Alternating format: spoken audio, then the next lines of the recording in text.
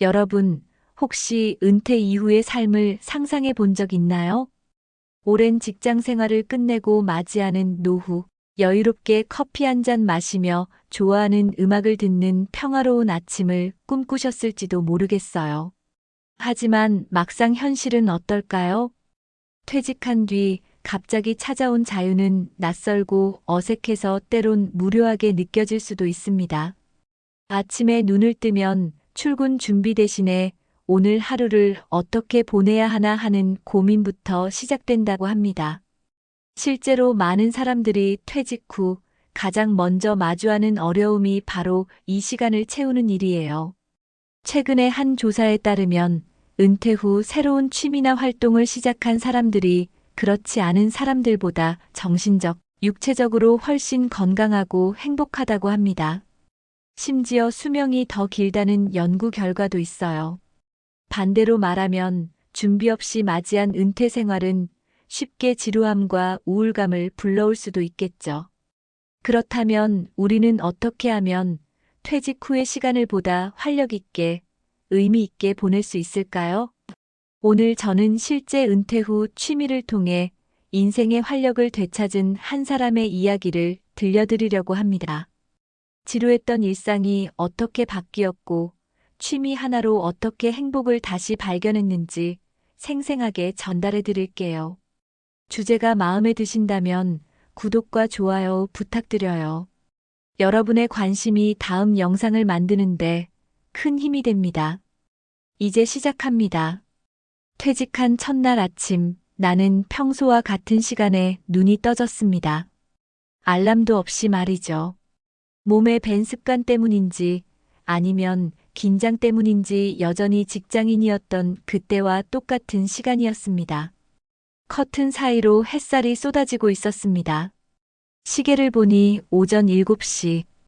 평소 같았으면 빠르게 샤워를 하고 출근 준비를 했겠지만 이젠 그럴 필요가 없다는 사실이 이상하게도 낯설게 느껴졌습니다. 습관적으로 스마트폰을 들어 카톡을 열어봤는데 현직일 때 매일 아침 나를 괴롭히던 수많은 업무 메시지는 사라지고 단지 어제 받은 퇴직 축하 메시지들만 덩그러니 남아 있었습니다. 그때 거실에서 아내가 큰 소리로 말했습니다. 당신 아직도 침대에 있어? 얼른 나와 아침 먹자. 나는 별 생각 없이 거실로 걸어 나왔고 아내가 차려놓은 아침 식사를 천천히 먹기 시작했습니다. 그런데 아내가 뜻밖의 말을 꺼냈습니다. 이제부터 뭘 하면서 지낼 거야? 갑작스러운 질문에 나는 순간 당황했습니다. 사실 그 전까지는 바빠서 이런 고민을 할 여유조차 없었죠. 얼떨결에 내가 대답했습니다. 글쎄, 뭐 그동안 못 잤던 잠도 좀 자고, TV도 보고 해야지. 아내는 웃으면서 말했습니다. 잠이랑 TV? 이틀이면 지루해서 못 견딜걸? 다른 사람들 보면 퇴직하면 산에도 가고, 여행도 다니고 하던데 당신은 좀 심심하지 않겠어? 아내의 말을 듣고 속으로 조금 찔렸습니다. 사실 직장에 다닐 땐 매일 바쁘고 정신없어서 취미 하나 제대로 즐길 시간이 없었거든요. 퇴직한 첫날부터 나는 이미 무료함을 걱정하고 있었습니다. 며칠 후 동네 카페에서 친구 영호를 만났습니다. 영호는 나보다 1년 먼저 퇴직한 친구였죠. 나는 은근슬쩍 물어봤습니다. 야, 너 퇴직하고 진짜 괜찮냐? 안 심심해? 영호는 커피를 한 모금 마시더니 웃으며 대답했습니다.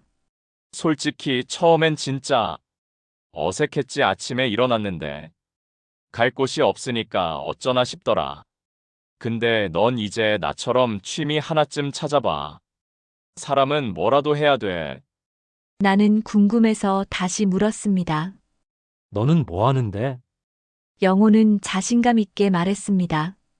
낚시 시작하고는 인생이 달라졌다니까. 내가 낚시할 줄 누가 알았겠어. 너도 뭐든 취미를 좀 찾아봐. 집에 있으면 눈치 보여서 못 견딘다. 우리는 함께 웃었지만 영호의 말은 진지한 고민이 되기 시작했습니다. 집에 돌아오는 길 나는 퇴직 후 나에게 필요한 건 정말 취미라는 것을 처음으로 깨닫게 되었습니다. 영호를 만나고 집에 돌아오니 아내가 거실에서 TV를 보고 있었습니다. 내가 현관문을 열고 들어서자 아내는 슬쩍 나를 바라보며 말했습니다. 오늘은 또 어디 갔다 왔어? 하루 종일 TV 보고 있다간 지루해 죽는 줄 알았다면서. 아내의 농담 섞인 핀잔에 나는 씩 웃으며 소파에 앉았습니다. 영호 만났지. 걔는 낚시를 시작했다더라. 사람이 달라졌대. 아내는 의외라는 듯 눈을 동그랗게 뜨며 말했습니다. 그 양반이? 낚시하느라 가만히 앉아 있을 성격이 아닌데? 그러게 말이야. 근데 자기도 모르게 빠져든다더라. 아내는 잠시 생각에 잠겼습니다. 근데 당신은 그런 취미 없었잖아. 일만 하고 살았지. 아내의 말이 맞았습니다. 퇴직 후 며칠간 이런저런 취미를 찾아보긴 했지만 막상 뭘 해야 할지 감이 잡히지 않았습니다. 인터넷을 검색해봐도 너무 많은 선택지 때문에 오히려 고민만 깊어졌습니다. 결국 다음 날 나는 또 다른 친구인 민수를 만나보기로 했습니다. 민수는 나와 비슷한 시기에 퇴직을 했지만 벌써 여러 가지 취미 생활을 즐기고 있다는 소문이 있었습니다. 우리는 근처 공원 벤치에 앉아 커피를 마시며 이야기를 나누기 시작했습니다. 민수야, 너는 도대체 퇴직 후에 뭘 그렇게 바쁘게 하냐? 민수는 어깨를 으쓱하며 대답했습니다. 이것저것 많이 해봤지. 처음에는 등산, 사진 촬영, 요리 다 해봤는데 솔직히 말하면 뭐 하나 오래가지는 않더라고. 나는 웃으며 물었습니다. 그래서 지금은 뭔데? 민수는 조심스럽게 주변을 둘러보더니 나에게 살짝 귓속말로 말했습니다. 춤추고 있지. 나는 순간 웃음이 터져 나왔습니다. 뭐? 춤? 네가 춤을 춘다고? 민수는 약간 부끄러운 표정으로 털어놓았습니다. 나도 처음엔 안 믿었어. 근데 딸이랑 아내가 한번 따라가 보자고 해서 라틴 댄스 학원을 가봤는데 이게 웬걸? 이 나이에 춤을 추니까 재미있기도 하고 몸도 좋아지고 스트레스도 풀리고 그러더라고. 나는 반신반의하며 물었습니다. 그거 사람들한테 얘기하면 놀리지 않아? 민수는 크게 웃으며 말했습니다. 처음엔 놀렸지. 근데 이젠 나보고 다들 대단하대. 오히려 친구들이 부러워하는 눈치라니까. 민수와의 대화가 끝나고 돌아오는 길, 내 머릿속엔 여러 생각이 스쳐갔습니다. 민수처럼 춤을 추는 건 상상조차 해본 적 없었죠. 하지만 동시에 나도 무엇인가 새로운 도전을 해보고 싶다는 생각이 들었습니다. 집에 도착해 현관에 들어서자 아내가 나를 흘깃 바라보며 다시 물었습니다. 오늘도 별 소득 없었지? 나는 살짝 웃으며 대답했습니다. 아니, 이번엔 좀 흥미로운 걸 들었어. 아내가 의아한 눈빛으로 물었습니다. 또 뭐 들었는데? 나는 목소리를 낮추며 천천히 말했습니다. 춤이라는데 민수가 춤을 배운대. 아내는 놀라면서도 호기심 어린 눈으로 나를 바라봤습니다. 설마 당신도 춤추겠다는 건 아니지? 나는 대답 대신 애매한 미소를 지었습니다. 사실 아직 나에게 어떤 취미가 어울리는지 모르겠지만 민수와 영호 덕분에 이제는 뭔가 시작할 수 있겠다는 기대감이 조금씩 피어나고 있었습니다. 그날 밤 침대에 누워서도 잠이 오지 않았습니다. 민수가 말한 라틴 댄스가 자꾸 머릿속에 맴돌았습니다. 내 성격의 춤이라니 생각만 해도 웃음이 나왔죠. 그런데 또 한편으로는 은근히 도전 욕구가 생기기도 했습니다. 만약 내가 정말 춤을 배운다면 주변 사람들의 반응은 어떨까요? 생각만 해도 벌써 얼굴이 빨개졌습니다. 다음 날 아침 아내에게 커피 한 잔을 건네받으며 넌지시 물었습니다. 여보, 만약에 내가 진짜 춤추러 다닌다면 어떨 것 같아? 아내는 컵을 들고 있던 손을 멈추더니 나를 위아래로 훑어보고는 킥킥 웃기 시작했습니다. 당신 진짜 고민하는 거야? 아니, 뭐 상상만 해도 재밌네. 재미있다니 너무 놀리지 마. 나는 괜히 민망해서 더 큰 소리로 말했습니다. 근데 생각해보면 당신이 춤추는 거 나쁘지 않을 것 같아. 퇴직했다고 집에서 TV만 보는 사람보다는 훨씬 낫지. 아내의 진지한 반응에 용기가 생겼습니다. 그렇다고 바로 댄스 학원을 등록할 용기는 아니었지만 적어도 뭔가를 찾아볼 마음이 생긴 건 사실이었습니다. 일단 가벼운 마음으로 동네 문화센터부터 찾아봤습니다. 그런데 막상 강좌 목록을 보니 수백 가지가 넘었죠. 요리, 그림, 음악, 사진 내가 이렇게 취미에 대해 아는 것이 없다는 게 오히려 신기했습니다. 그때 옆에서 문화센터 프로그램을 함께 살펴보던 한 아주머니가 내게 말을 걸어왔습니다. 뭐 찾으세요? 표정 보니 고민 많으신가 본데?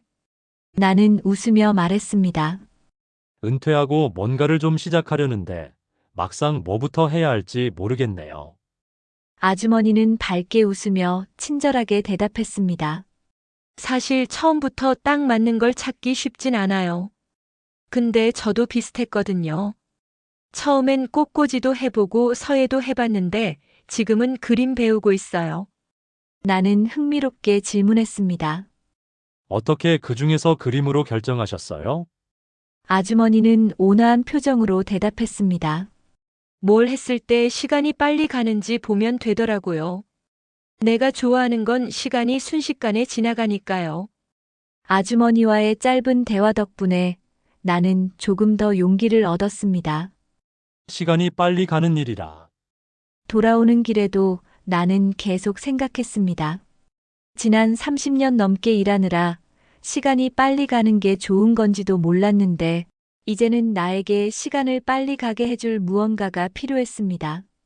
그날 저녁 아내와 함께 식사를 하며 나의 고민을 털어놓았습니다. 오늘 문화센터에 다녀왔어. 근데 프로그램이 너무 많아서 뭘 해야 할지 모르겠더라고. 아내가 담담하게 말했습니다. 너무 욕심내지 말고 천천히 해봐. 아직 시간이 많잖아. 나는 아내의 말에 고개를 끄덕이며 결심했습니다. 그래, 급할 것 없다. 어차피 퇴직 후의 삶은 지금부터니까. 앞으로 천천히 하나씩 찾아가 보기로 했습니다. 결국 인생이란 그렇게 천천히 새로운 나를 찾아가는 과정이 아닐까요?